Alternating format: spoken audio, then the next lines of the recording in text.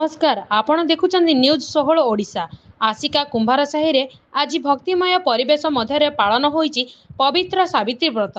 विवाहित महिला माने स्वामींकर दीर्घायु और परिवार सुख समृद्धि कामना करी निष्ठार सह व्रत पालन करुथिले। प्रभातरु महिला माने नूतन पोशाक पिंधि नुआ सामग्री सह कुंभार साही कोठघर निकटरे एकत्रित होइथिले। पूजा अर्चना सह सावित्री व्रत कथा श्रवण करा जायथिला।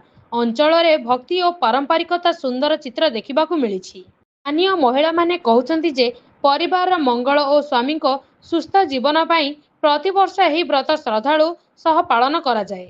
आज पवित्र सावित्री महाअमावस्या यही पर्वपर्वाणी उपलक्षे प्रत्येक सधवा नारी यही व्रत पालन करिथांती।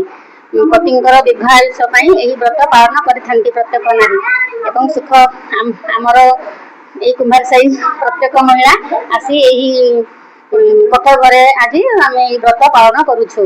आ बड़ खुशी समारोह आज आम व्रत पालन आज यही कुंभार साही 40-50 महिला मान आसी यही व्रत पालन कर पूजा नड़िया कदली पणस अंगूर एवं ताल यही सब आंब ये सब आम पूजा सामग्री यही पर्वर मुख्य हूँ कांच और सिंदूर यही आम दीर्घ आयुष कांच सिंदूर माँ पाखे समर्पण करी आम से कांच सिंदूर आम परिधान करूँ। जय जगन्नाथ।